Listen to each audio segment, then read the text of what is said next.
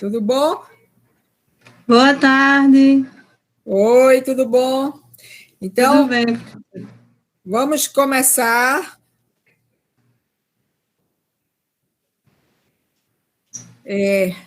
Eu quero agradecer a Gabriela, a Ana Gabriela e a Rafael por tirar um tempinho, né, dessa quarentena que a gente sempre está motivando as pessoas do grupo a participarem mais efetivamente das nossas reuniões, além das reuniões de grupo, mas essas reuniões que visam capacitar o grupo, para o grupo conhecer o que cada um está fazendo. Então, a gente hoje está começando com a parte de biorremediação. Então, o grupo de biorremediação é um grupo que está sendo formado já há algum tempo, né? Iniciou com o Rafael, que é um aluno que veio da professora Márcia Vanusa, depois veio Ana Gabriele também, que era uma mestranda da professora Márcia. Ambos agora estão fortemente agora no Labtec Bio, fazendo seus doutorados comigo. Então, é uma parceria que a gente vem fortalecendo, né, com patentes, com artigos, né? E por falar em artigo, Rafael sabe que está devendo um artigo, né, Rafa? Então, verdade, professor. Tem até terça-feira, até amanhã que a gente tem que estar cobrando os artigos. E eu já, 14h05, eu gostaria agora de começar realmente a nossa palestra. Então, o tema hoje é biorremediação. Quem nos vai falar é Rafael e Ana Gabriele. Então, quem vai iniciar é Rafael? Sim. Pronto. Então, Rafael inicia a sua apresentação. Eu aviso a todos que fechem seus microfones. Eu também vou fechar o meu, para que não haja interferência. Vai estar sendo gravado, viu, Rafa? Para a gente adicionar o nosso canal do YouTube, deixar o canal sempre com assuntos bem atuais do nosso grupo. Então, boa sorte, Rafael, boa sorte, Gabi, e desde já, muito obrigada. Ok. Eu vou abrir a apresentação aqui, porque Rafa está pelo celular, né? É. Ok. A net dele estava dando problema.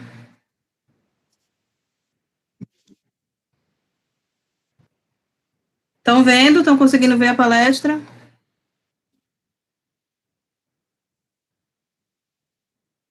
Todo mundo vendo a palestra? Todo mundo vendo a apresentação? Eu ainda não estou vendo, Gabi.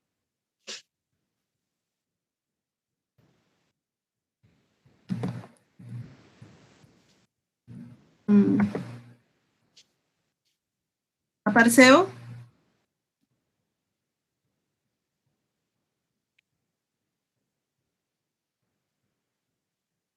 Para mim não está aparecendo.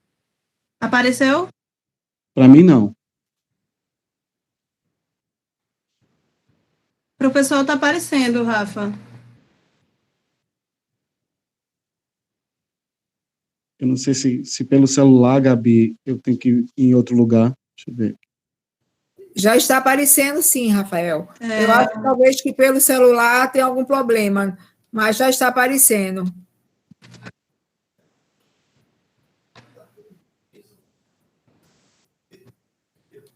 Para mim não está aparecendo. Rafa,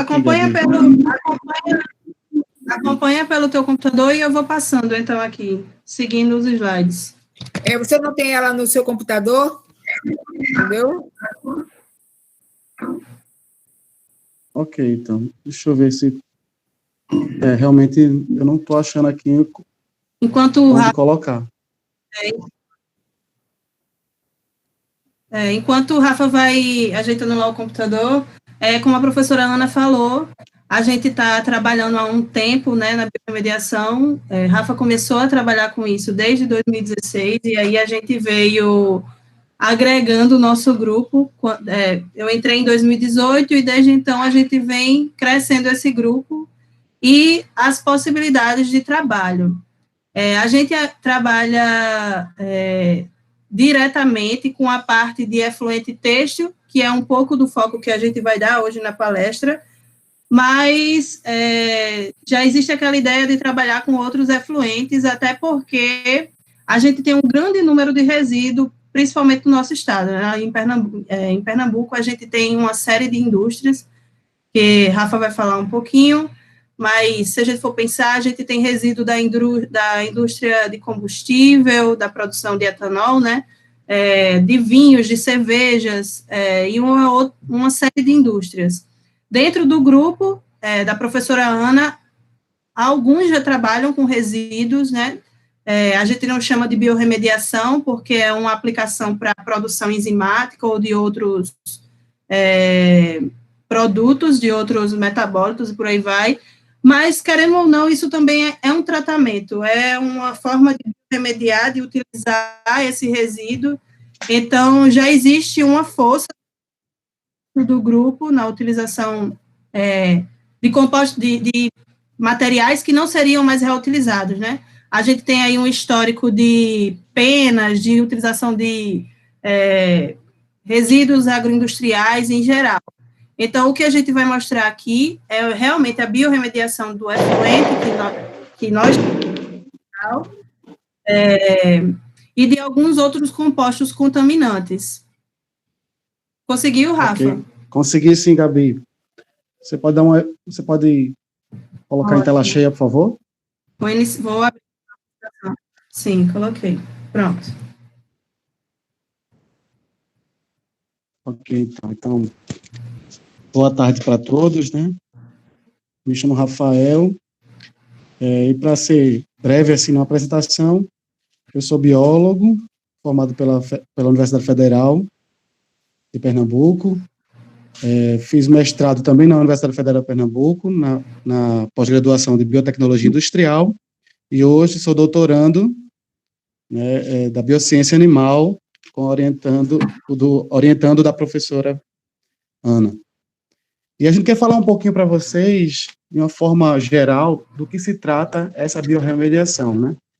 Que eu e Gabi, a gente entrou nesse ramo da biorremediação, e hoje nós estamos apaixonados por esse ramo, e queremos falar um pouco da nossa experiência no LabTech Bio, tanto no meu mestrado e doutorado, quanto no mestrado e o doutorado também de Gabi, e a gente falar um pouco das aplicações, das possibilidades que nós estamos tratando aqui com a biorremediação. Então, vamos começar, Gabi. Pode passar. Então, a gente vai começar tratando uma conversa. A gente quer que vocês também participem. Se tiver alguma dúvida, vocês podem colocar aí no chat, e a gente pode responder, e a gente pode fazer essa interação aqui. Mas a gente queria começar essa apresentação dizendo que todos os setores, elas têm sua importância para a economia de um país.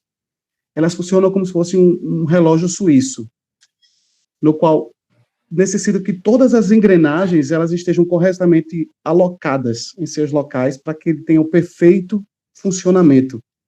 Ou seja, para que o relógio possa marcar a hora correta, todas as engrenagens elas têm que estar apostas. Então, para termos uma economia saudável, a gente necessita que seus diversos setores eles estejam devidamente organizados e funcionando juntos. E a economia brasileira também funciona dessa forma. Diversos setores, como a agricultura, a agropecuária, representam ótimos indicadores para a indústria. Mas o setor industrial é um dos que mais se destacam, não só no Brasil, mas no mundo. E isso vem atraindo a economia ao redor do mundo, o setor industrial. E é interessante como se consegue realizar diagnósticos sobre o desempenho econômico de um país a partir desses índices demonstrados pela indústria. Ou seja, se esses índices industriais eles caem, a gente sabe que também os índices de desempenho da economia do país ela cai também. Então, essa figura foi mais para representar essa questão desse quebra-cabeça, que são os diversos setores que fazem a economia de um país ela ir para frente. Né? Pode passar, Gabi. E um dos setores do mercado industrial mundial que tem se destacado bastante é o setor têxtil, que é justamente o setor que nós trabalhamos. O mercado têxtil internacional, ele movimenta aí mais ou menos 200 bilhões de dólares por ano, segundo a IMEI de 2017. E os principais produtores têxteis do mundo, e além de ser os principais produtores têxteis, e os responsáveis pela produção de quase 70% de têxteis, eles são encontrados no continente asiático. E, em destaque, a China, ela é responsável por cerca de quase 50% da produção mundial têxtil e 47% na questão do vestuário. E aí, ela dispara na frente dos outros. Mas a gente pode ver, o continente asiático, ele é responsável realmente por quase 70% desses têxteis produzidos. Aí eu trouxe uma imagem que representa o mapa mundi. Eu achei bem interessante, mas todo feito com tecido, né? Representando esse mercado têxtil internacional, esse setor têxtil que tanto cresce. E acabei de dar essas porcentagens aí de produção mundial de têxteis. Pode falar, Gabi. É interessante falar que a produção têxtil, ela acaba fazendo com que esses países sejam acometidos por uma série de resíduos, né? Então, se vocês perceberem, a maior parte dos países que têm um mercado têxtil desenvolvido são países subdesenvolvidos ou que agora estão começando a se preocupar com os tecidos inteligentes. Por exemplo, você vê aí a China e os Estados Unidos, que hoje trabalham muito com tecidos inteligentes, então eles dominam essa parte têxtil, mas eles diminuíram um tanto os seus resíduos. O que a gente não vê aqui no Brasil, o que a gente não vê na Índia. E aí, quando a gente vai pesquisar sobre a indústria têxtil, sobre a biorremediação desses efluentes, eles são a ponta do iceberg, né, Rafa? Eles despontam nos estudos com fungos, com bactéria, com outros micro-organismos, com planta e por aí vai. Então, assim, é uma indústria que beneficia muito o PIB dos países, né? Porque ela tem uma produção muito grande, e a gente consome muita roupa, muito produto têxtil em si, não só roupa, óbvio, vem tapeçaria. É algo que está no nosso dia a dia, né, Gabi? Exatamente. Mas que ela tem um custo também, um custo ambiental e que acaba atingindo também a saúde pública. E a gente vai ver mais para frente que as altas produções têxteis, elas vão também ter um alto número de resíduos gerados. Né? Foi justamente isso que Gabi quis falar. Mas no próximo slide, a gente vai perceber que o Brasil ele também tem seu papel no cenário internacional. E ele se apresenta como o 5º maior produtor têxtil do mundo e possui o 4º maior parque produtivo de confecções, o que torna o Brasil o único país da América do Sul com posição de destaque no segmento têxtil no mundo. Além disso, o Brasil alcança desde a produção das fibras, onde compõe os tecidos, como plantação de algodão, até os desfiles de moda. Então, passa por fiação, tecelagem, beneficiamento, confecção, varejo.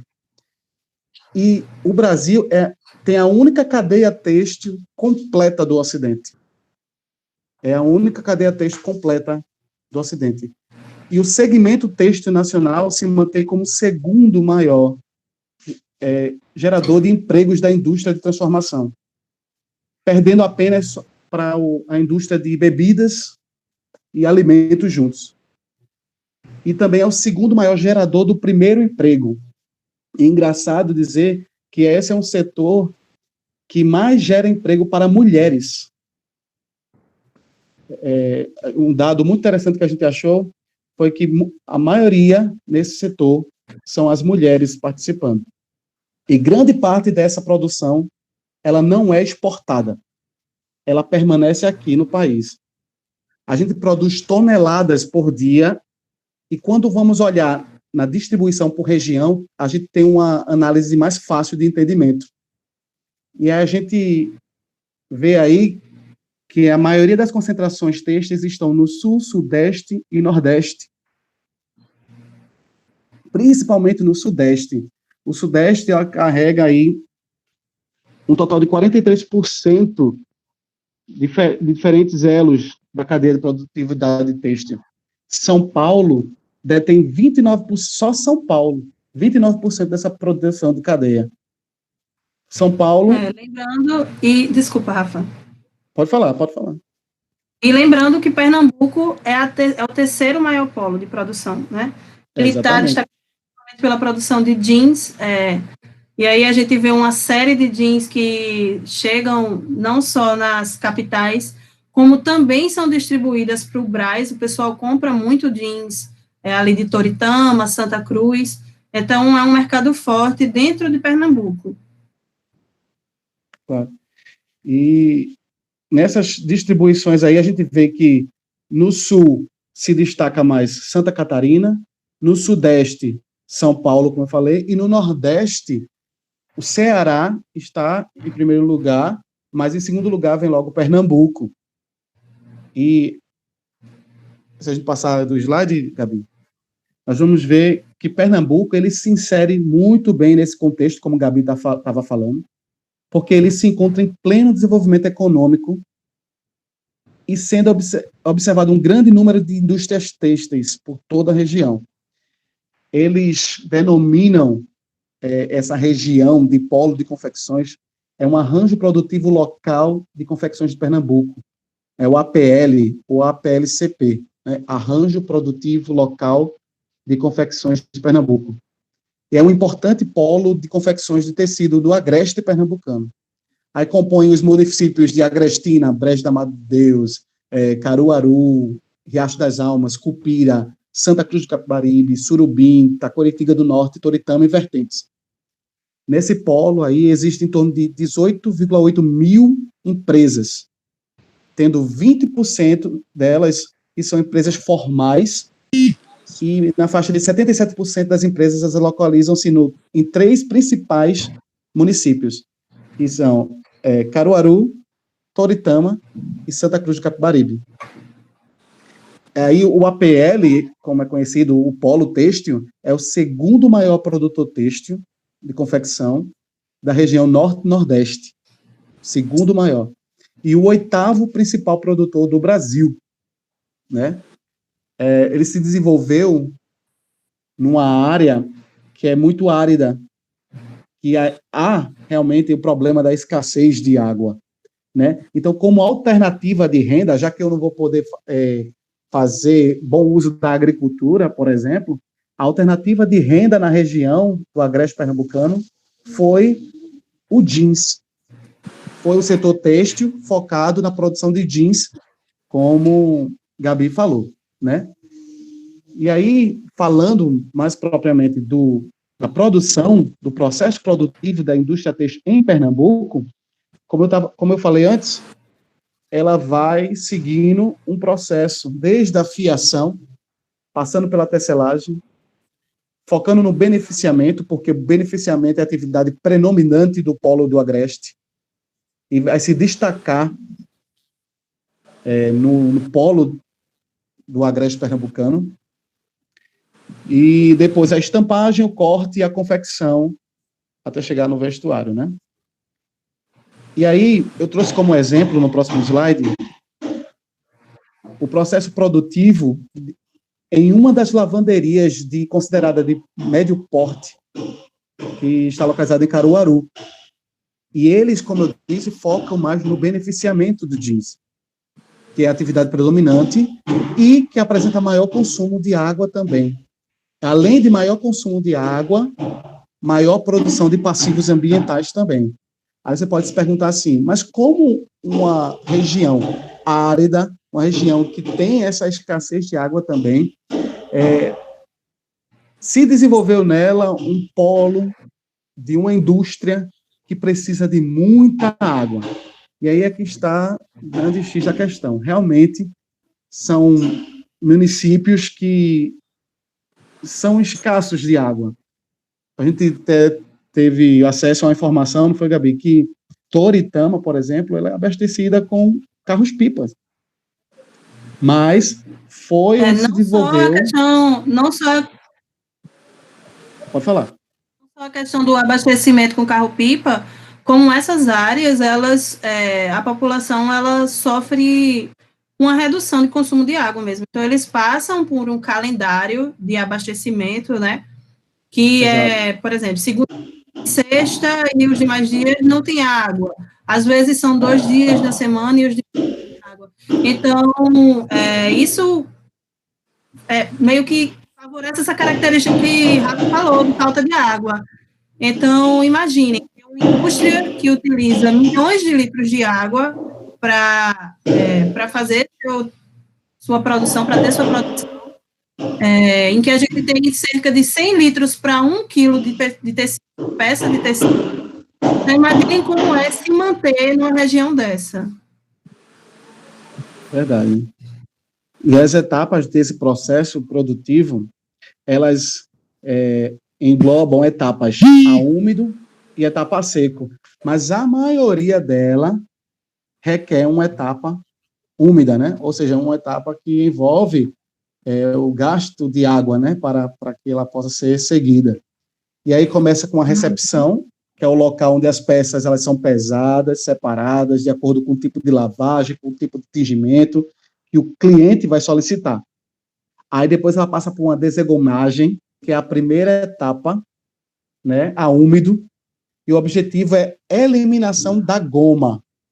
Então, ela vem para uma desengomagem, mas ela passou por uma engomagem antes. Então, ela vai eliminar a goma do tecido aplicado, e essa desengomagem, como eu falei anteriormente, ela não é realizada nas lavanderias desse polo têxtil de Pernambuco, mas na indústria têxtil de confecção, elas são utilizadas diferentes tipos de goma, só para vocês saberem. Aí é chegado neste polo e realizada essa desengomagem. Aí vem a lavagem, que é a segunda etapa, que vai depender como o cliente vai querer, da tendência da moda no momento, não sei, mas assim, vai muito do gosto do cliente. E ela pode ser realizada de várias formas, com auxílio de pedras, enzimas, ou simplesmente com água mesmo. Depois passa o tingimento, que é uma das etapas determinantes do sucesso comercial dos produtos têxteis. Ocorre de acordo também com a solicitação do cliente e a tendência da moda também. Aí passa por um branqueamento, né, como vocês estão vendo aí, que é a forma de clarear o jeans, desbotando ele para ser aplicado o corante, né? E depois vem o tingimento, propriamente dito, né? Que vai tingir, vai dar a coloração desejada que o cliente quiser, sem manchas ou com manchas, existindo aí inúmeras cores e tipos distintos de corantes, e vai ser falado também mais para frente. Depois de uma etapa de amaciamento, que é a fase final do processo úmido, onde vai se aplicar amaciante para conferir à peça um toque desejado, né? E, por último, a secagem, que é a etapa de remoção da umidade das roupas. A água ela é removida mecanicamente, geralmente com centrífugas grandes, umas máquinas secadoras, como eles chamam. E nessa etapa também é observada uma alta temperatura. E aí as peças elas meio que encolhem também. Depois vem o acabamento, que é uma etapa parcialmente úmida, porque nesse processo a água já se encontra na forma de vapor, e o objetivo dela é eliminar as rugas das peças. Até chegar à expedição, que nessa etapa passa por um controle de qualidade, né? Para verificar se tem alguma anormalidade na lavagem, no tingimento, para ver como é que está a integridade do jeans. Então, esse é o processo produtivo de beneficiamento de uma peça de jeans, no APL de Pernambuco. Pode passar.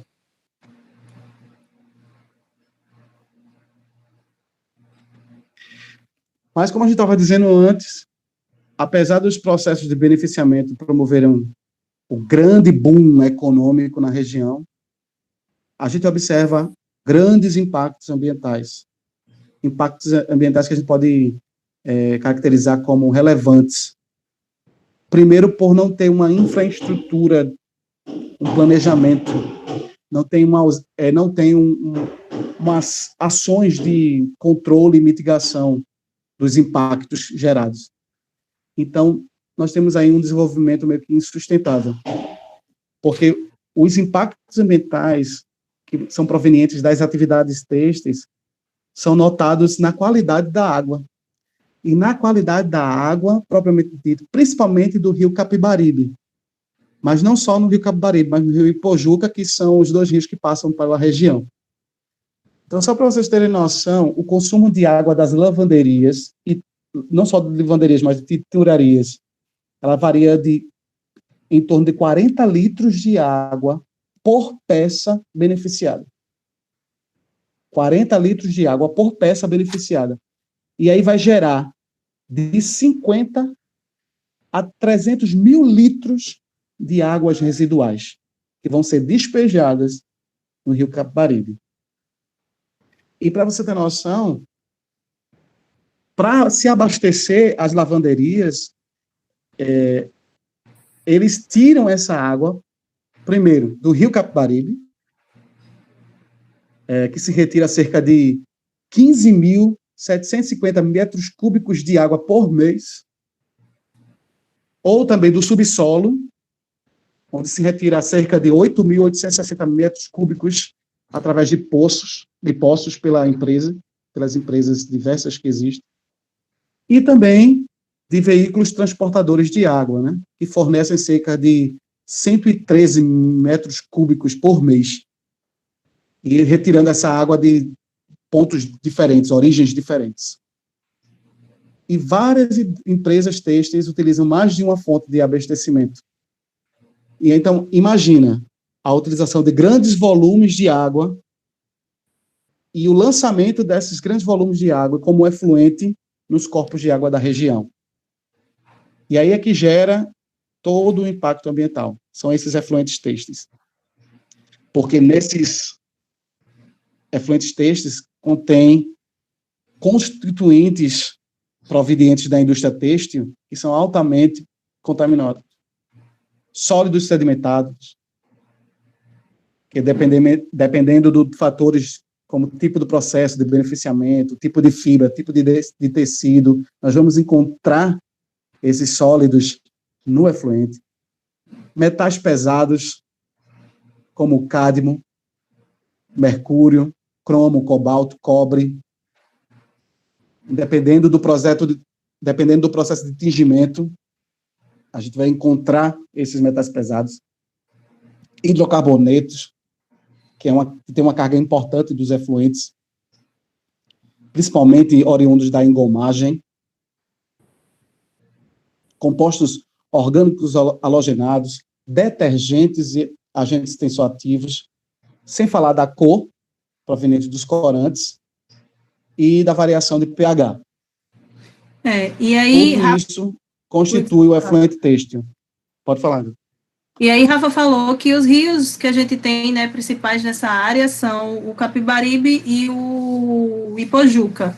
E ambos já são classificados como poluídos, sendo o Ipojuca extremamente poluído, não podendo ter nenhum tipo de consumo.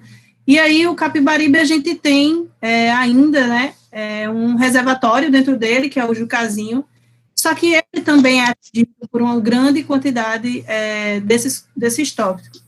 E aí, se a gente for pensar, a gente tem algumas pesquisas aí, professores, inclusive da Rural, que trabalham com a riqueza de espécies, a diversidade de espécies em geral que a gente tem nesses rios, e o que tem se visto é uma diminuição muito grande, principalmente de flora, da fauna, justamente pela ocorrência desses contaminantes. A gente vê aí os sólidos suspensos, né, os sedimentáveis, como Rafa falou, eles vão diminuir a produção primária e vão acabar fazendo um lodo muito grande, resultando num lodo muito grande no subsolo desse rio, e aí ele vai diminuindo uma série de animais, da fauna mesmo, que pode estar nesse local, diminuindo o fitoplâncton e por aí vai.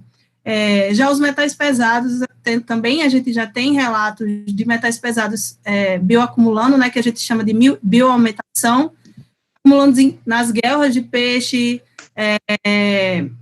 nas células de alguns animais, de algumas plantas. Então, isso acaba sendo um grande problema.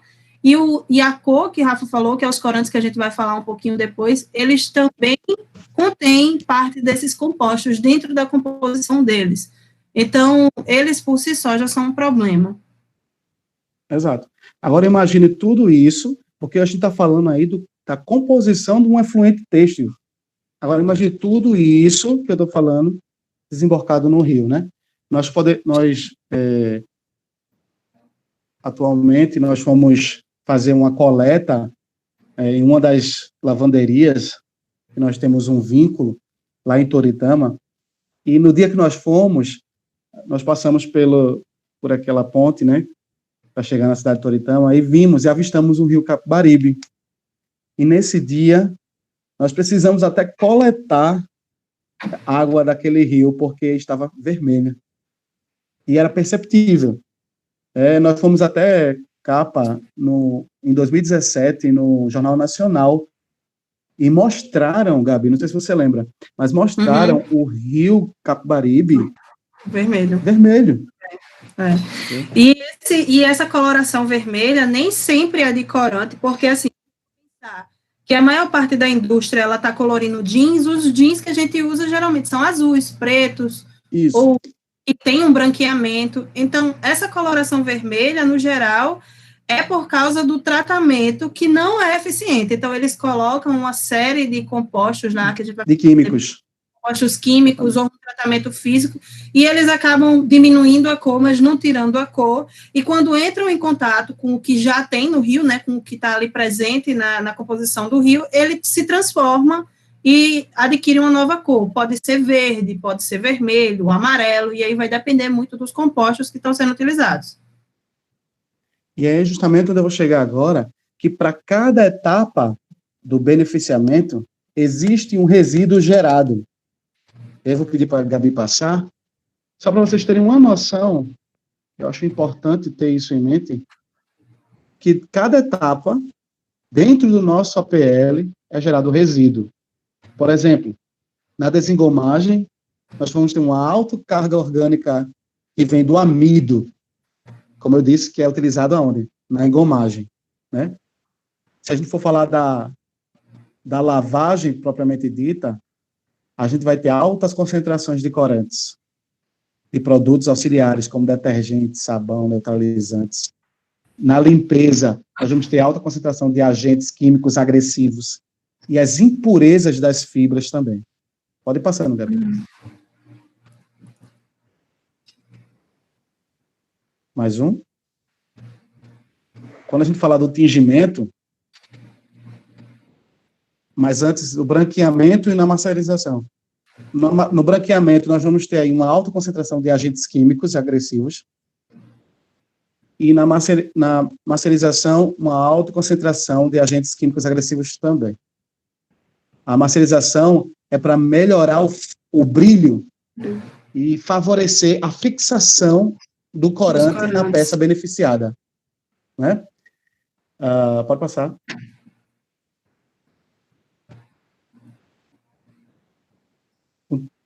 O tingimento eu já falei, né? Uma alta concentração de corantes, produtos auxiliares e sais, principalmente cloreto de sódio. Tudo isso junto. Né?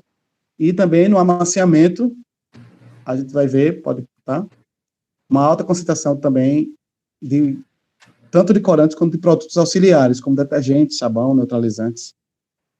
E tudo isso dentro do efluente têxtil gerado. Pode passar, Gabi. Bom, então, aí a gente entra nos corantes que Rafa tanto frisou, né, nesses efluentes, porque realmente ainda são os principais contaminantes de qualquer efluente têxtil, mas se a gente for pensar de qualquer efluente industrial no geral. Quando a gente começou a trabalhar com efluente têxtil, na verdade, a gente começou trabalhando com corante para entender como os nossos organismos lidavam com esse corante, né, com a carga, com a molécula dele, e só depois a gente passou a estudar propriamente o efluente. E aí a gente lidou com uma série de empresas, algumas empresas, na verdade, e a gente percebeu que os corantes, eles estão em tudo. Então, se a gente pensar na indústria alimentícia, na indústria de medicamentos, na vestimenta mesmo, na indústria têxtil, na tinta da sua casa, do seu carro, em tudo a gente tem corante. Então, em cada efluente, a gente vai ter uma carga diferente desses corantes, mas eles ainda são mais proeminentes no efluente da indústria têxtil. Então, o que a gente tem hoje é que de 20% do que é consumido de corantes no mundo é perdido durante esse processamento. Então, hoje a gente ainda não sabe a quantidade certa que se utiliza de corantes, mas está aí nas casas das toneladas. Então, imagine, 20%, seja lá de 1 tonelada, já é muita coisa. E aí, mesmo após o tratamento, tem corantes, esses que são perdidos, que são visíveis com apenas 1 ppm. Gente, 1 ppm para um corante não é nada. Então, imaginem, se os corantes são visíveis e mesmo após tratamento eles conseguem colocar cor num ambiente, né, num rio, eles estão contaminando aquela área, diminuindo a produtividade primária, podendo se acumular, porque isso é uma coisa muito forte nos corantes, das diversas classes deles. Eles são bioacumulativos, eles são tóxicos, são cancerígenos, a maioria. Então, imaginem isso aumentando nessa cadeia de produção, né, nessa cadeia de organismos. Então, isso facilmente pode chegar a nós, a nossa população de humanos, e até mesmo afetar as demais populações. Então, o que a gente tem num corante é que ele tem um padrão estrutural, seja ele de qual classe for, que eu vou falar um pouquinho mais à frente das classes, mas ele vai ter um padrão estrutural. Então, vocês veem aí 2 setas indicando os grupos cromóforos, né? Os grupos cromóforos e os grupos laterais. E esses grupos cromóforos são justamente o que emite a cor do corante. É a partir dele que a gente vai ver uma fluorescência, a gente vai ver a emissão do verde, do vermelho, por aí vai. E esses grupos são geralmente o principal foco de tratamento da biorremediação, sobretudo quando a gente fala de bactérias ou o tratamento enzimático diretamente. A ideia é que haja uma quebra desse grupo cromóforo para reduzir a cor e para reduzir o próprio contaminante. Só que isso é uma via de mão dupla, porque muitos organismos, ao quebrar esses grupos cromóforos, acabam produzindo intermediários, né, que a gente chama, que são muito mais tóxicos do que o corante inicial. E esse, como eu falei, esse grupo cromóforo é o que é responsável pela cor. Enquanto os grupos laterais, que em geral, esses grupos laterais são grupos aromáticos, eles vão ser responsáveis pela afinidade desse corante à fibra. E aí, Rafa falou anteriormente, que a gente tem uma colocação de sais, de bases, de alguns reagentes, né, que são responsáveis pela fixação do corante à fibra. Nem todo corante precisa dessa adição de mordentes, que a gente chama de mordentes, mas alguns precisam até para que tenha uma menor perda mesmo do corante que é utilizado. Então, esses grupos laterais geralmente são eles que entram, que têm uma reação com aqueles químicos que Rafa falou, e são responsáveis por essa afinidade do corante à fibra, pela fixação realmente. E além dessa composição geral aqui, os corantes, eles também podem ter alguns substituintes que a gente chama de auxocromos.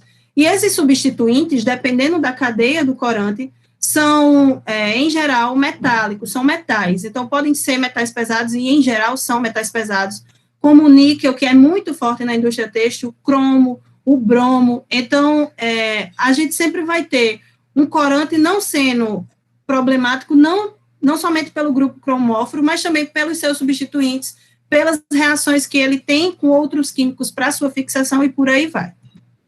Então, aqui é o que eu estava falando a vocês. A gente tem um corante, mas esse corante ele pode ter uma série de grupos cromóforos, uma série de substituintes. E aqui é um exemplo de um corante conjugado, que a gente tem como 2 grupos cromóforos, na verdade, uma fitalocianina, que tem uma cadeia extremamente complicada, digamos assim, e ela pode ter um grupo oxocromo, que nesse caso aqui é um zinco, e também temos um complexo com um corante azo, se vocês veem aqui, né, que é representado, que eu vou falar agora, mas é representado por uma ligação azo mesmo, né, entre nitrogênios. E esses corantes, se alguém já trabalhou com corantes, que está assistindo já trabalhou com corantes, vai saber que, em geral, a gente chama corante em inglês e com um nome um pouquinho complexo, né? Então, aí vocês têm um exemplo de como se classifica esses corantes. Em geral, a gente pode utilizar tanto aqueles grupos que emitem cor, quanto o tipo de fixação, o tipo de utilização que esses corantes têm. Nesse caso aí, é uma classificação do Color Index, que é o principal banco de dados de corantes. Geralmente eles descrevem todo o corante, como é que ele funciona. Então, a gente tem que sempre, a primeira palavra, né, ela vai dizer qual é o tipo de aplicação desse corante. Ele pode ser ácido, pode ser reativo, pode ser direto, e essas diferenças são a forma como eles são aplicados no tecido. Se eles precisam de aumento de temperatura, se eles precisam de algum ácido, de alguma base, por aí vai. A segunda palavra sempre vai ser a cor, então ele vai nos dizer qual é a emissão de cor daquele corante, e por último é o número, a numeração que o Color Index dá a esses corantes. E aí a gente entra no principal grupo, na principal classe de corantes que é utilizado na indústria têxtil, bem como nas demais indústrias. Isso porque a classe de corantes azo, ela tem uma diversidade de cor, uma diversidade de aplicação que é muito grande. E aí, em geral, eles não precisam de muitos químicos para conseguir ter uma emissão de cor forte. O problema é que esses corantes são tóxicos, mutagênicos, carcinogênicos e bioacumulativos, principalmente quando eles são biodegradados, quando eles são degradados. Então, eles acabam atingindo a saúde e o sistema, né, o ambiente ecológico ali. Aqui a gente tem justamente a conformação padrão do corante, né, a molécula que a gente precisa, a ligação, perdão, que a gente precisa para classificar um corante como azo, ele precisa ter pelo menos uma dupla ligação com nitrogênios, e aí ele pode ter 1, 2, 3 e por aí vai. E o problema desse corante em si é quando há a quebra dessa ligação, porque como eles precisam ter como radicais pelo menos um grupo aromático, um grupo aromático, quando há a quebra dessa ligação, eles formam aminas aromáticas, e aí aqui a gente tem uma amina primária, né, anilina, e aí tem uma série de outras, e essas aminas, elas já são relatadas na literatura diretamente associadas ao câncer. E aí a gente tem, se eu não me engano, o grupo de... gente, desculpa, eu não lembro, mas tem um grupo no Brasil que eles fazem a classificação de cânceres, né, que eles falam quais são os cânceres que estão associados ao quê, mais ou menos, ambientalmente, e aí a gente tem que corantes, né, que essas aminas aromáticas já são responsáveis, associadas ao câncer de bexiga, a cânceres de pele, e uma série de outros problemas. E aí, como a gente sabe, né, Gabi, só um parênteses, desculpa, pode falar. É que a população desse APL, ela depende desses rios, né? Ela depende no sentido de usar muito a água desse rio que está dessa forma, com esses corantes, com esses efluentes todos contidos nele. E aí a preocupação na saúde... Pode falar, Rafa. Pode falar. E assim é a preocupação, como você estava falando, na saúde, né? Porque isso passa na cadeia trófica e isso aí vai não só gerar um problema ambiental, mas um problema de saúde pública também. Exatamente. Principalmente aquela população que planta coentro, cebolinha, alface, Exato. nas margens do rio, né? Que acabam sendo afetadas diretamente. E aí surge a preocupação de como tratar esse efluente, de como tratar esse corante. Então, inicialmente, o que foi feito foi usar aqueles tratamentos que eram convencionais, filtração, decantação, químicos e por aí ia. E aí foram surgindo... Oculação também. Oculação, justamente. E aí foram surgindo alguns outros que hoje já não são tratados como tratamentos convencionais, mas que tem um grande problema. Aqui no Brasil, o principal tipo de tratamento ainda é dos lodos ativados. O problema é que esse lodo ativado já é um lodo. Então, imagine, você soluciona o problema na água, mas você tem um lodo que até hoje não tem tratamento. Então, a gente que já visitou algumas, Rafa, por exemplo, e os meninos que são da biorremediação também, que foram para a indústria, eles sabem que ali tem um grande processo de formação de lodo, porque todos esses químicos, esses corantes, restos de tecidos, eles decantam. Então, esse lodo não tem tratamento. Não existe tratamento hoje para ele. O que se Como faz... eles falaram lá, Gabi, esse lodo vai para aterros sanitários. Justamente. Então, o aterro é a única solução, por enquanto. Então, solução. Esse tipo de tratamento ainda é muito ineficiente. E aí a gente tem aqui uma outra imagem, aqui é a imagem de cima, que vocês estão vendo, é um processo de ozonização, que é a aplicação do ozônio, né, para tratar. E aí o ozônio, ele é muito, muito eficiente para descontaminar em termos de bactérias, de fungos que são patogênicos, que estão nesse efluente, e até para a retirada da cor. O problema é que esse ozônio é caro para ser produzido, porque para a gente fazer a ozonização, a gente precisa de um motor, né, de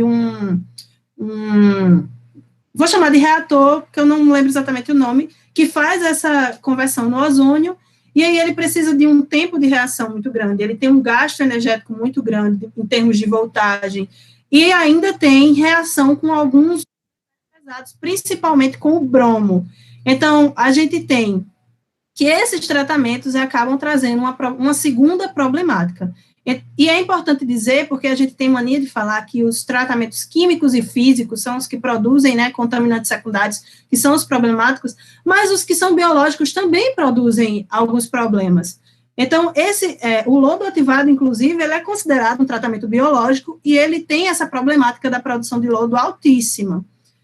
Então, a gente começa a pensar qual é a solução para esses tratamentos. Então, a gente tem aqui os tratamentos de corantes, os tratamentos físico-químicos, né, alguns que eu citei agora, e os tratamentos biológicos, que aqui já são considerados, eu já englobei aqui os que são considerados hábeis, que são considerados menos poluentes para esses tratamentos. Então, a gente tem uma fitorremediação, pessoal que trabalha com planta, tem muita gente que está fazendo uma espécie de barreira com plantas, com macrófitas, para tratar o rio diretamente, não só os tanques, né, o efluente que está lá na indústria. Tem o tratamento enzimático direto, que aqui é a utilização de organismos, sejam eles de plantas, de micro-organismos, para enzima e aplicar a enzima diretamente. Tem muita gente fazendo esse tratamento com enzima imobilizada, e aplicando em reatores ou em algum tipo de equipamento que entre em contato com o efluente. E a gente vem para o tratamento microbiológico, que é o principal tratamento que tem sido feito e pesquisado hoje. E aí ele pode ser feito por bactéria, por levedura, por fungo, por alga, líquens e por aí vai. E esses organismos, em geral, atuam de 3 formas no biotratamento, fazendo a biodegradação, a bioacumulação e a bioassação. E aí a biodegradação, ela está ligada aqui a essa produção enzimática, eles são muito próximos. Então, o que acontece é que esses micro-organismos, eles produzem as enzimas, eles fazem, a forma de de biotratamento deles é quebrar as moléculas. Então, eles vão quebrando esses contaminantes, nesse caso, a gente está focando em corante, e eles vão produzindo moléculas que são mais simples, e que podem ser consumidas, de repente, aí, por outros micro-organismos que estão nesse habitat, nesse ambiente. Então, essa decomposição é caracterizada porque esses organismos, eles conseguem consumir tanto o nitrogênio quanto o carbono dessa molécula, desses químicos, né? Então, esse processo, ele, em geral, pode ser feito por enzimas redutoras ou enzimas oxidativas. E aqui as enzimas redutoras, geralmente, elas estão ligadas muito a bactérias e a leveduras, que são, uma produção, por exemplo, com azorredutases, algumas enzimas diretas de algumas classes de corantes. Enquanto as enzimas oxidativas, elas estão ligadas às enzimas lignolíticas, que são enzimas como a lacase, a manganês peroxidase, e outras peroxidases, na verdade, que vão fazer realmente a oxidação. E aí elas são produzidas muito, muito por fungos por Basidiomycetes, né? Eu até coloquei aqui um Phanerochaeta, que é o principal fungo estudado na produção dessas enzimas oxidativas. E aqui embaixo são justamente alguns dos organismos que já foram estudados para a produção, que já têm artigos publicados para decomposição, para a produção dessas enzimas e decomposição de corantes e outros contaminantes. Então, a gente tem Pseudomonas, que hoje é a principal bactéria vendida para tratamento de efluente no Brasil e no mundo. E aí a gente tem um relato, né, Rafa, que uma cepa dessa custa cerca de R$200 mil para uma empresa. Então, imaginem uma empresa ter que adquirir uma cepa de Pseudomonas para tratar seu efluente, e aí a cada vez que ele adquire a cepa, se ele não cuidar dessa cepa, ele vai pagar R$200 mil. Então, vale salientar, Gabi, que uma visita nossa, nesse grande APL aí, mais precisamente em Toritama, nós visitamos, e a maioria das indústrias, elas não fazem o tratamento biológico, né? A maioria faz o tratamento químico. E entre elas, a gente viu uma que estava tentando iniciar um tratamento biológico por bactérias. E foi justamente essa aí que Gabi estava falando. Uhum. Uma cepa dela é muito cara, entendeu? Então, acaba deixando o processo muito mais caro. Aqui a gente ainda está engatinhando com esse tratamento biológico, mas em São Paulo, por exemplo, ele já é obrigatório, né? Ele já é fiscalizado se existe uma biorremediação. E a gente está correndo atrás dessa biorremediação, e é interessante que as pessoas comecem a pensar em tratar, realmente em correr, para produzir coisas industriais de biorremediação, porque a gente vai passar a ter uma lei em Pernambuco que vai obrigar a aplicação de biorremediação nessas indústrias. Sabem que isso vai acontecer, e quando a gente conversa com os produtores, com os donos, né, Rafa, das lavanderias, já pedem por processos, eles já pedem por produtos que possam ser aplicados. Porque o que eles visam, né, Gabi, é justamente essa questão de melhorar o processo pagando menos. Justamente. E atendendo uma legislação. E eles querem comprar já o processo, né? Comprar o produto, comprar o processo, exatamente. O interesse deles é que seja realmente aplicado. Então, quando a gente chega com algum produto, com alguma ideia, eles são muito abertos. A gente tem aí empresas como a Mamute, que é uma empresa extremamente grande, que ela está aberta a parcerias com universidades para poder que se consiga ter um tratamento biológico eficiente. E eu ainda diria mais, até empresas menores, Gabi, empresas menores, elas estão de olho em querer algo que ajude elas a tratar, porque é o que muitas vezes a gente vê, por exemplo, em Toritama, empresas que são até clandestinas, entendeu? Porque precisa ter a produção, mas não estão cadastradas por não ter essa preocupação com esse tratamento, entendeu? E lá, a fonte realmente de renda deles é inteiramente de lavanderias, de tinturarias, é o jeans. Então, eles precisam, e quando a gente apresenta algo que eles veem como uma solução para um possível problema, eles querem abraçar sim. Exatamente. Os meninos, inclusive, agora no início do ano, foi para uma empresa parceira, né, uma lavanderia que a gente acabou tendo parceria por causa de Tiago Pajeú, e aí a gente tem todo o acesso ao material que eles trabalham, a corantes que eles trabalham, e outras empresas abrem as portas para a gente, seja através do ITEP, né, da parceria com o ITEP, seja diretamente. Eles estão dispostos a entregar corante, a entregar contaminantes que possam ser realmente estudados por a gente. E o próprio efluente da produção, né, Gabi? Justamente. Então, existe esse mercado, E a gente precisa começar a pensar não só na bancada, como começar a tirar nossas ideias para um nível industrial realmente, que é o que a gente está se propondo, né?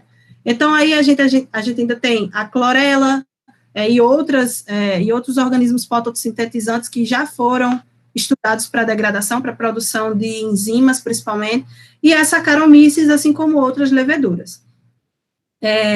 O próximo processo, um processo que também pode ser feito, é a bioacumulação, que em geral está ligada à acumulação de metais pesados, mas que também pode ocorrer a acumulação de alguns corantes menores, porque essa bioacumulação, ela está ligada à entrada do contaminante dentro da célula do micro-organismo que é utilizado. Então, tem um gasto de ATP, e, em geral, essa bioacumulação é feita com organismos vivos. Então, o que é mais comum acontecer é que uma bactéria, um fungo, ele seja colocado para crescer realmente dentro do efluente ou diretamente no metal pesado ou no corante que tem metal pesado, para ver se ele consegue se manter nesse ambiente e consegue remediar, fazendo essa absorção, né, essa entrada do contaminante dentro da célula, até que ele sature.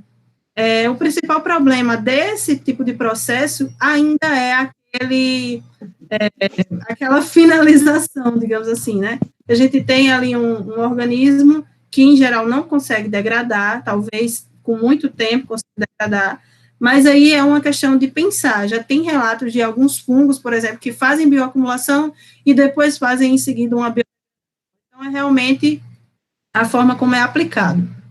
E a gente tem, por último, a biosorção, que é um processo que está sendo muito utilizado, assim como a biodegradação, em que ele não precisa da produção de metabólitos, porque o que acontece aqui é a ligação do composto, né, do corante, no caso, ou do contaminante, com a superfície celular do micro-organismo. Pode ser a parede celular, a membrana celular, e aí, ou a ligação com o sítio ativo, com algumas proteínas, né, alguns sítios ativos, inclusive, da superfície celular. E esse processo independe de metabolismo. Então, ele pode ser feito com os organismos vivos ou com os organismos mortos, e pode ser reutilizado várias vezes, assim como alguns podem ser recuperados. Então, a gente pode pegar essa célula, pegar as células que foram utilizadas, e tentar recuperar o corante, o metal, ou seja lá qual contaminante está sendo tratado. E aí a gente tem na literatura uma série também de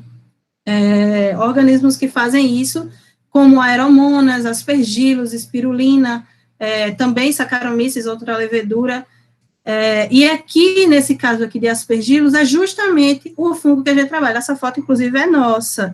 Então, a gente tem uma aplicação de aspergilos diretamente nessa biosorção, assim como pode ter aplicação nas demais. E aí, então, a ideia de se aplicar os seres microbiológicos, né, os organismos microbiológicos, é que eles podem resultar nessa bioconversão parcial e completa ou completa dos compostos. E eles, em geral, têm baixo impacto, uma ótima relação custo-benefício por causa do crescimento em si, uma alta eficiência comparado a outros tratamentos, em alguns casos, uma autopeletização, como é o caso do fungo que a gente trabalha, e uma alta produção enzimática. Então, isso faz com que sejam facilmente aplicados na biorremediação. E aí, só para dar um fechamento nessa parte inicial aí de teórica, a gente sabe que os resíduos eles gerados nesse processo de fabricação têxtil, eles devem atender, no nosso âmbito aqui de Pernambuco, às exigências dos órgãos ambientais competentes, né? Então, para esse setor têxtil, no estado de Pernambuco, nós temos o Conselho Nacional de Meio Ambiente, né, o CONAMA, com as resoluções, como a número 20, de 18 de junho, a 357, de 2005, e a 430, de 2011, e também o Conselho, o CPRH, né, a Companhia Pernambucana de Meio Ambiente, que fixa parâmetros de qualidade do efluente final, e aí eles medem demanda química de oxigênio, que é o DQO, a demanda bioquímica de oxigênio, O parâmetro core ainda não é registrado no lançamento, mas há um limite máximo a ser mantido no corpo receptor. Vai variar pela classe do rio, se é para águas doces, enfim. E o CPRH também determina que os efluentes líquidos, eles têm que, além de obedecer a esses critérios, eles não devem conferir ao corpo receptor, ao rio, características em desacordo com os padrões de qualidade da água, no caso. Exatamente. Que são adequados aos diversos usos da água, né? Isso, ou seja, dependendo do corpo receptor, as exigências elas podem ser adaptadas para manter a qualidade do manancial. Exatamente. E como o Rafa falou, né? A cor, por exemplo, ela ainda não entra diretamente nessas resoluções, nessa legislação, porque o corante ele é considerado como um poluente emergente. Se a gente for procurar, a maioria dos poluentes emergentes ainda não estão em nenhuma dessas resoluções, porque não são considerados como problemas diretos, apesar da literatura, né, dizer o contrário, mas a legislação não anda alinhada muito bem com as pesquisas, né? E aí chega a parte prática, né, Gabi? Exatamente, o que a gente tem feito realmente no laboratório.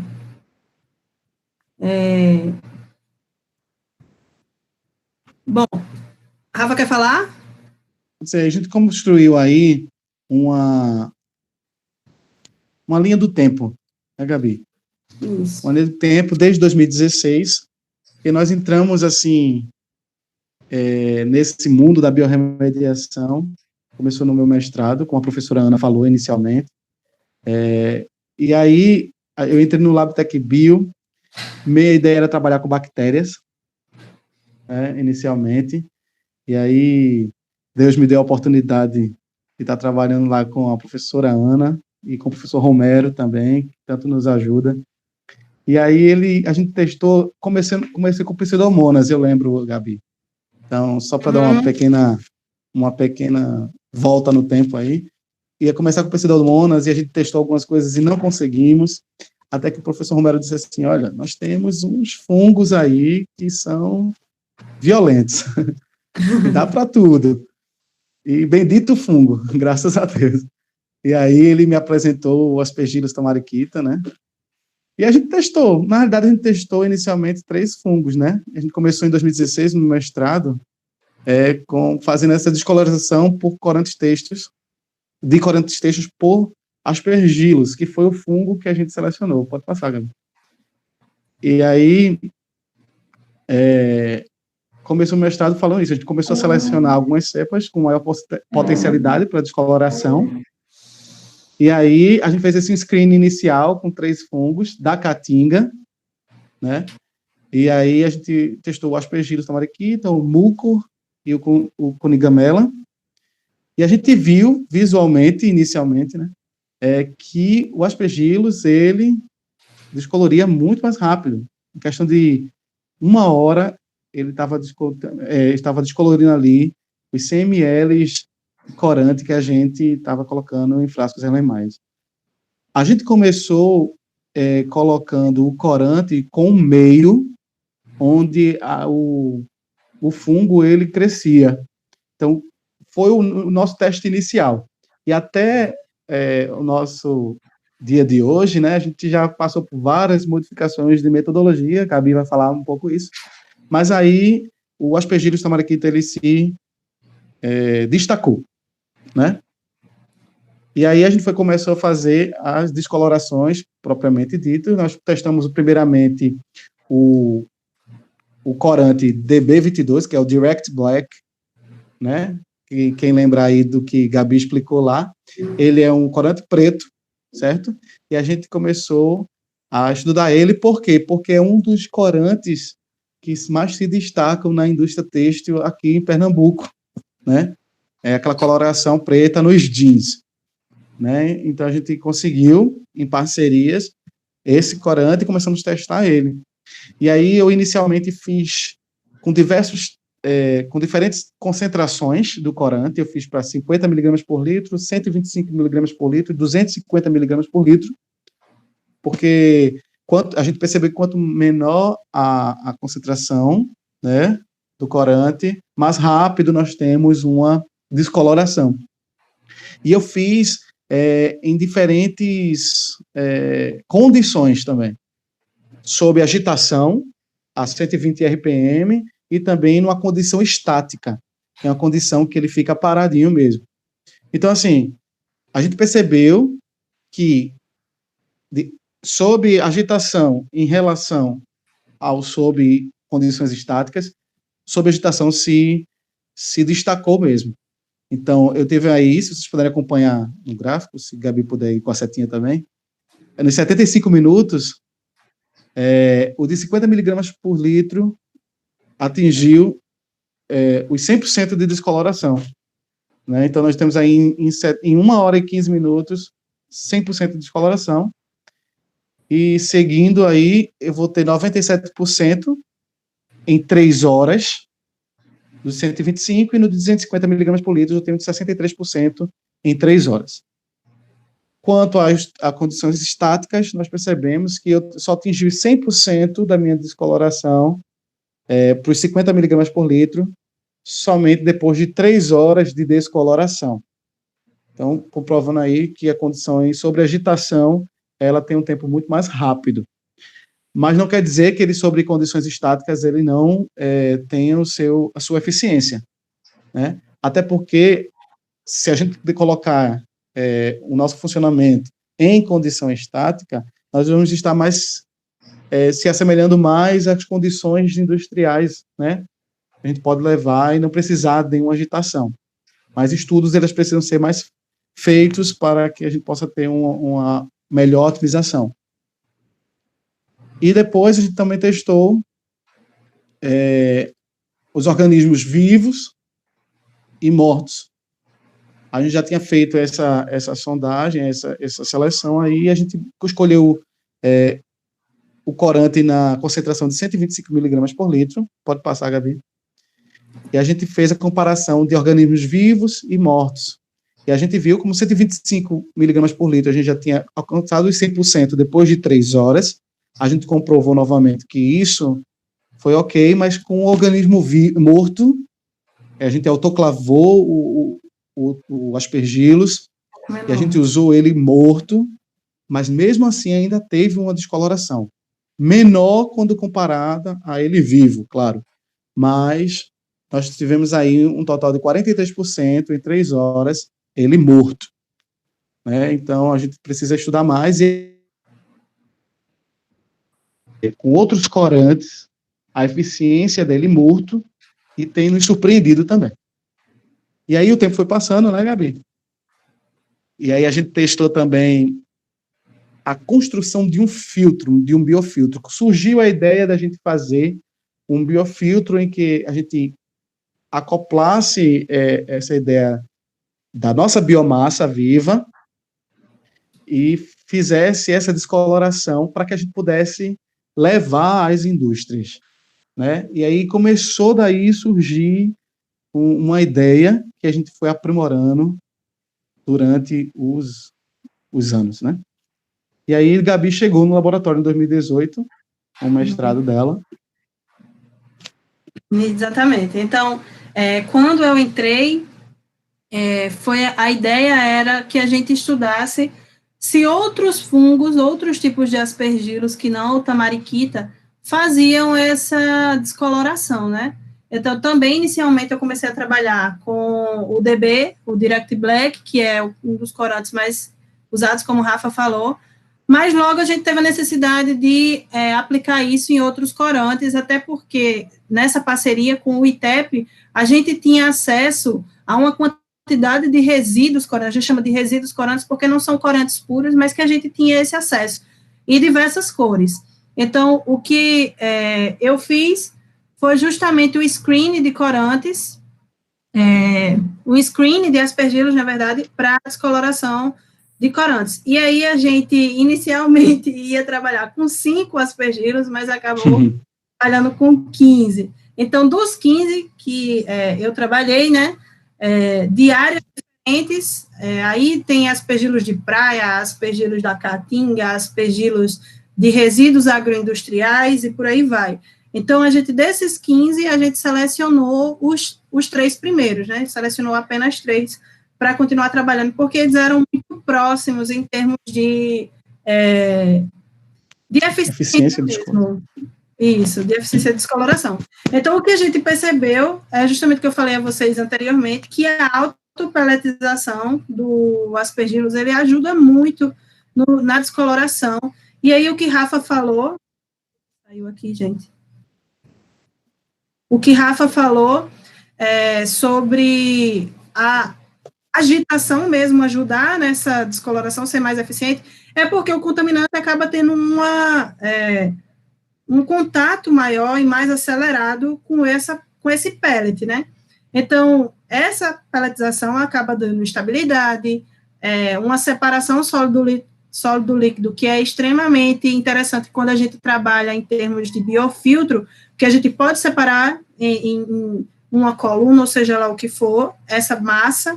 Ele tem uma resistência mecânica diferente de outros organismos que acabam se despedaçando e fazendo realmente uma produção de um outro sólido suspenso, e ele acaba tendo uma maior área superficial para esse contato realmente com o corante. E aí aqui é uma das primeiras metodologias que a gente fez, como o Rafa falou, o que a gente fazia era crescer esse organismo e aplicar o corante no crescimento, depois dele crescido, né, aplicar o corante. E aí a gente tem o tratamento com 150 miligramas, com o fungo 1, 2 e 3, e aqui a gente tem o uso e aqui o reuso.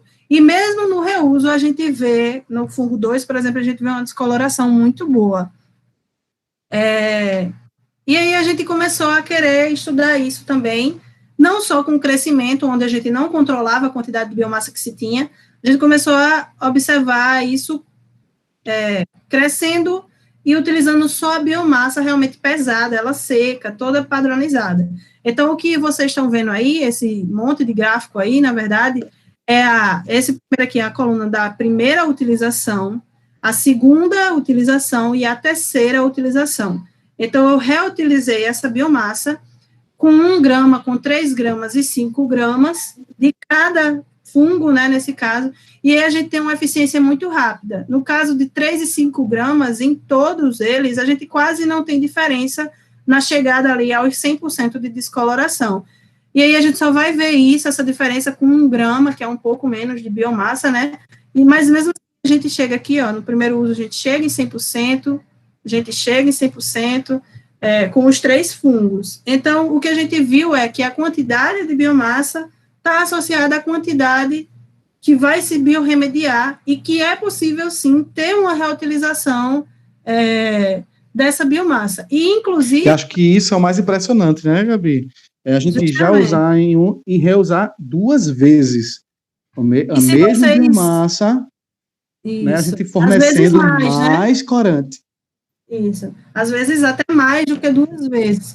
E aí, exato, o que a gente viu que foi muito interessante para a gente é que a gente esperava que na segunda e terceira utilizações tivesse uma redução de eficiência. E é o que acontece no primeiro fungo aqui e no segundo fungo. Mas o do meio aqui, se vocês estão vendo, 5741, ele fez o contrário. Então, o que aconteceu foi algum tipo de adaptação nele, a esse meio, que ele começa a ter uma descoloração maior depois de um tempo. Então, isso, junto a outros fatores que eu vou mostrar depois, fez a gente ter a curiosidade de qual é realmente o mecanismo que esses fungos estão trabalhando. Porque a literatura diz que bioabsorção é o principal mecanismo feito por... Mas quando a gente estava trabalhando com o DB, quando eu estava trabalhando com esses corantes, com esses fungos, junto com o professor Romero, a gente teve a curiosidade de saber se a gente conseguia recuperar esses corantes, né? E aí a gente aplicou uma série de solventes, e o que a gente viu é que o único solvente possível era o DMSO. Então, a gente imaginou, não, então, talvez não seja um processo de bioabsorção, ou seja realmente uma ligação muito forte. Ou possa ser um processo de bioabsorção / bioacumulação, a gente não sabe. E depois, a posteriori, a gente também viu um potencial enzimático nesses fungos, né? Então, isso. Aí, a gente passou a trabalhar com outros corantes, como eu falei, e a gente também tem com 1 grama, aqui o estudo é com 1 grama, 4 gramas e 8 gramas, e a gente vê aqui chegando a 100% muito rápido. A gente já estava aqui, ó, acima de 60%, com 1 grama em 15 minutos. E isso é importante, o tempo no nosso estudo é importante, porque, em geral, os outros estudos, eles duram pelo menos 6 horas, 4 horas, 24 horas, dias, para fazer essa descoloração. E a gente conseguiu fazer isso em poucos minutos, né? A gente conseguiu, em geral, fazer em 2 horas, e no caso de Rafa, trabalhando com biomassa morta, em estático, conseguiu em 3 horas. Então, isso é um resultado que permite a gente pensar a nível industrial. E aí, aqui, a gente pode ver justamente o que eu estava falando a vocês. A gente tem uma série de aspergilos que foram utilizados para descoloração, e quando vocês veem o tempo, tem uma duração de 24 horas, de 8 dias, 10 dias, enquanto a gente fez isso tudo em 2 horas, chegando a 100%. Depois, a gente passou realmente a trabalhar na análise de efluente, né, para ver, dentro dessa construção do biofiltro e dentro da aplicação desses fungos, se a gente conseguia descolorir e tratar realmente, não só descolorir, como tratar os demais contaminantes desse efluente. E aí a gente fez um trabalho, que inclusive resultou numa publicação, um trabalho rápido, que a gente não durou dias, na verdade, a gente usou 48 horas, para realmente só observar o que era de início para esse fungo, né? E aí a gente vê que com a diferença também de biomassa 1 grama e 4 gramas, a gente chega a essa descoloração aqui, vocês podem ver que com 4 gramas a gente já estava lá perto de 100%, já com 92%, e com 1 grama, 81% em 24 horas. E aí, quando a gente passa a observar com 48 horas, a gente vê que há uma redução em termos de descoloração, de porcentagem de descoloração, quando a gente trabalha com 4 gramas. E por que isso chamou a atenção da gente? Porque quando a gente fez o visual com o Eppendorf, né, com o líquido ali, a gente percebeu que o de 1 grama, ele estava mudando de cor, ele estava ficando realmente um azul mais claro, que é característico da retirada desse corante, mas o que foi trabalhado com 4 gramas, ele já estava ficando esverdeado. E para quem trabalha com biorremediação, essa mudança de cor, em geral, indica produção enzimática. Então, talvez no corante não haja uma produção enzimática, até pelo tempo que a gente trabalha mesmo, mas quando a gente passa a trabalhar com efluente, esse fungo ele pode estar fazendo não só bioabsorção, como o biotratamento de outros contaminantes. E aqui é justamente o efluente que a gente trabalhou. Percebam a cor desse efluente. Esse efluente aqui é para o rio. E é aqui o que a gente tem nesse efluente que foi dito segundo a lavanderia. Então, a gente tem abrasivo, amaciante, o corante, detergente, por aí vai. E isso resultou justamente na patente que a gente depositou o ano passado, que foi um compilado de tudo que a gente fez, né, de tudo que a gente pensou. Então, essa patente foi do filtro biológico de biomassa, da biomassa desses fungos, para o tratamento por bioabsorção de efluente com carga de corante e respectivo processo de tratamento. Então, foi uma patente mista, que foi baseada justamente nesse estudo de biofiltro que veio de Rafa, né, do doutorado de Rafa, está sendo o doutorado dele, e nos processos que a gente foi desenvolvendo, nessas metodologias que a gente foi testando e acabou resultando nesse processo de tratamento. Rafa quer falar sobre esse protótipo? Esse protótipo foi aquele que a gente falou, né, logo no início, que foi idealizado, né? Então, eu com o professor Romero, a gente testou aí e viu realmente que a gente colocando os fungos, a biomassa aí mesmo, e passando o corante, ela ficava realmente límpida, a água realmente ficava tratada. Sendo que a gente ainda está com uma série de estudos a ser realizados realmente para a gente ter um protótipo mais real, realmente, o que a gente propõe, né? A engenharia. Exatamente, é a parte da engenharia aí que a gente precisa correr atrás. Isso. E aí a gente tem as nossas perspectivas futuras, que na verdade já são atuais, de certa forma, porque diante daquela observação que a gente teve, da mudança de cor, surgiu a curiosidade de saber das enzimas, e aí a gente hoje tem 2 alunos da professora Ana, né, 2 e 6, que estão acompanhando, a gente está acompanhando, na verdade, essa parte de biorremediação, na produção direta dessas enzimas e na aplicação de enzimas lignolíticas, além do teste dessas enzimas dentro do bioprocesso, né? E aí surgiu agora, esse ano, o meu doutorado, que é justamente a análise desse mecanismo, é entender se é uma se é uma biossolção, se é uma biodegradação, se é uma bioacumulação, ou se são compilados de todos, e escalonar isso a nível industrial, junto com o Rafa, nessa produção do biofiltro. E aí também entender, né, Gabi, assim, a descoloração de outros corantes também, e aprofundar mais na questão do efluente propriamente dito, né? Porque não é tão simples a gente tratar um efluente como a gente trata um corante.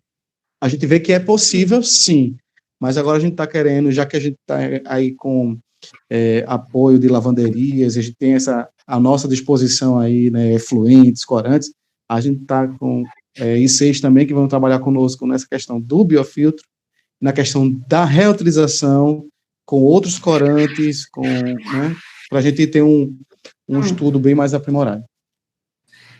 E assim, apesar da gente ter feito essa palestra focado no que a gente trabalhou de efluente têxtil, né, das ideias que a gente teve, o campo da biorremediação é muito amplo, e a aplicação que a gente tem de possibilidades, seja do pessoal do LabTech que está assistindo, seja de outros laboratórios, a gente tem muita coisa que ainda não se fez em termos de efluente têxtil, muitas ideias que não foram testadas, e principalmente que não passaram às lavanderias a nível industrial. Então, é isso que a gente quis, né, meio que cutucar todo mundo para que haja uma curiosidade de se trabalhar com biorremediação, que pode resultar em N processos, pode resultar não só no tratamento do efluente, como de antes do efluente final, né, que é o que a gente trabalha.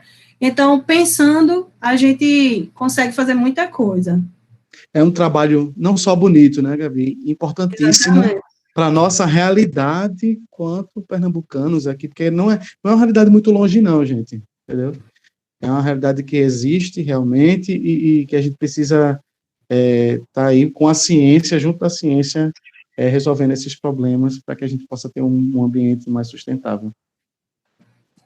Exatamente. E é isso. A gente agradece a todos. E se alguém tiver alguma dúvida, curiosidades. Muito obrigada, Rafael e Ana Gabriele.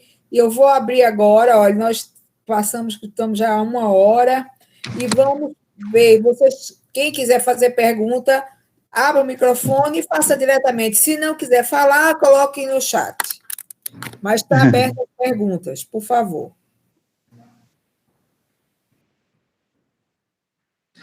João perguntou aí, eu vi que João perguntou no chat, né, qual era a espécie de pseudomonas que era utilizada. Na verdade, são várias pseudomonas, mas ainda a aeruginosa é muito aplicada, apesar da questão da saúde pública que ela tem, né? Mas qual foi a pseudomonas que tu usou, Rafa? Tu lembra? A gente não chegou a ver, mas eu acho que era aeruginosas também.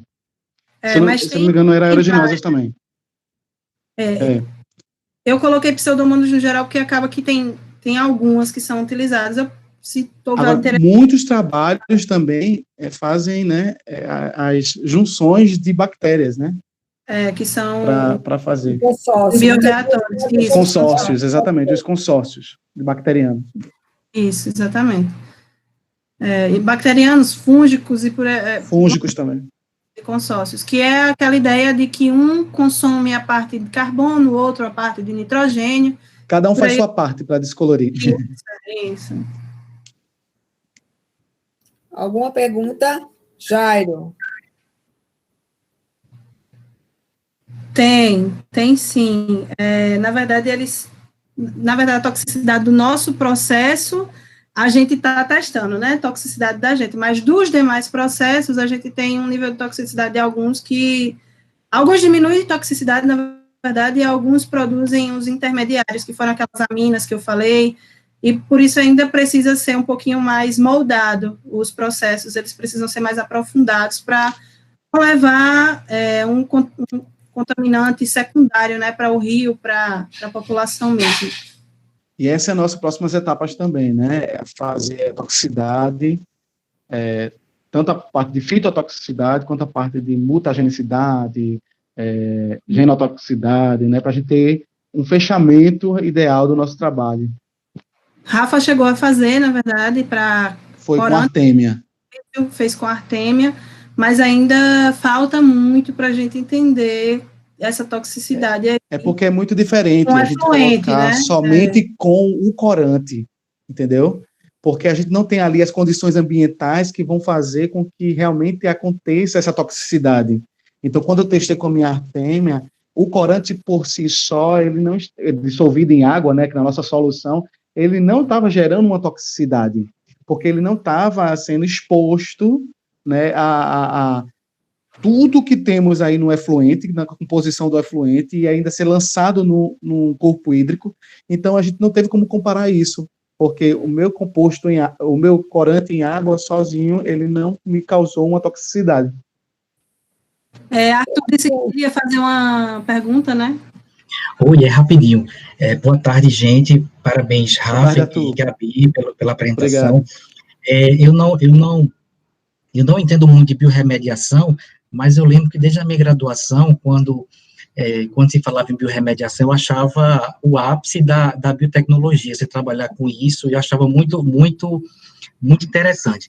Mas aí eu fiquei curioso em relação à questão da possibilidade de utilização de um micro-organismo patogênico para o ser humano, com funções para biorremediação. Tem algum critério de uso, de controle? Como é que é isso, Gabi e Rafa? Na verdade, assim, eu não testei pseudomonas, mas o que tem na literatura e o que geralmente o pessoal vende são cepas que não vão causar problemas realmente da saúde. Mas é sempre essa dúvida, né? Eles não têm toxicidade. São feitos testes para eles poderem serem... Exatamente, por isso que são feitos os testes, né, Gabi? Elas são testadas em termos de fitotoxicidade, entendi. É como se, Arthur, a gente não pode lançar algo sem a gente testar toda a toxicidade, seja ela ecotoxicológica ou a toxicidade humana mesmo, entendeu? A gente tem que trazer todos os testes para que a gente possa comprovar que não, aquele nosso resultado, ele é uma toxicidade boa, que possa ser colocado para realmente nos rios, e que não venha causar dano tanto ao meio ambiente quanto à saúde humana, entendeu? Então tem que ser tudo testado realmente. No nosso caso, a gente não trabalha com patogênico, né? Mas no caso da Pseudomonas aeruginosa, que eu acho que é o que Arthur está perguntando, em geral, quando eles fazem os tanques, que a gente tem muitas empresas no Brasil que constroem tanques e que vendem essas pseudomonas, eles fazem um tipo de membrana para evitar que as células passem depois para as demais fases, né? Só que, assim, eu não vi em nenhuma empresa e nenhuma publicação até hoje que garanta que não tem passagem dessa pseudomonas para o meio ambiente. Aí é como eu acho até que Gabi falou que eles estão imobilizando muitos, né? Também, Gabi. Alguns estão sendo imobilizados, justamente. Mas aí, assim, o que a gente faz, o que é feito é a toxicidade do tratamento. Se esse organismo chega ao ambiente, eu realmente nunca vi relato, nunca vi nada, e é até uma outra preocupação, né? Entendi. Legal. E até mais uma parte para se estudar também, né? Para saber se realmente não é essa contaminação. Muito, muito legal. Exatamente. Obrigada. Mais alguém?